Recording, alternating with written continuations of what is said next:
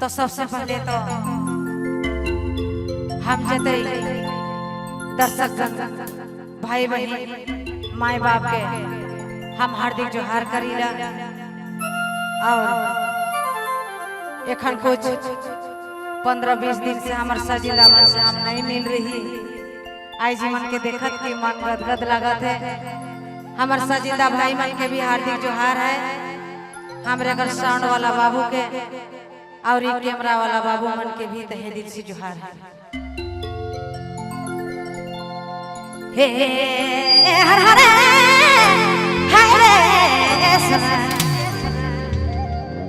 ओ हरे ए संगी शिव के महिमा भरी, शिव के महिमा भरी।